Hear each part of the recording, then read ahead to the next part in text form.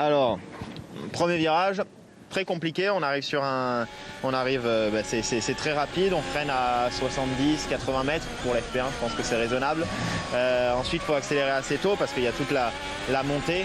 Et là, il faut une bonne sortie de virage. On arrive au casino où là, c'est super important de relâcher les freins très tôt pour essayer d'amener le plus de vitesse possible. Ensuite, on a le droite juste après le casino. Ça descend. On évite toujours la bosse sur la gauche du circuit.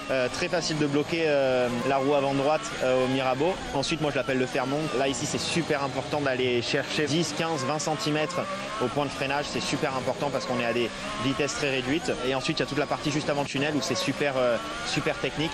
Très important d'être super précis. Le tunnel, toujours assez impressionnant avec le changement de luminosité. Avec un freinage ultra impressionnant et super compliqué parce que là aussi, il y a une bosse. Et il faut essayer de freiner ou juste avant la bosse ou juste après. Et ensuite, on arrive sur la partie des piscines, où moi, c'est ma partie préférée personnellement parce que ça va très très vite et c'est aussi assez bosselé. Ensuite, arrivé à la Rascasse, une boîte de nuit que je connaissais un petit peu il y a 2-3 ans. Et voilà le dernier virage.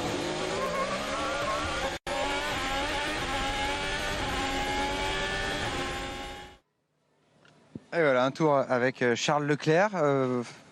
Jean, on est à côté du pilote qui se prépare justement. Nous, on est à côté de ce virage de la Rascasse, cette boîte de nuit. Vous y avez fait des soirées, vous, après des Grands Prix?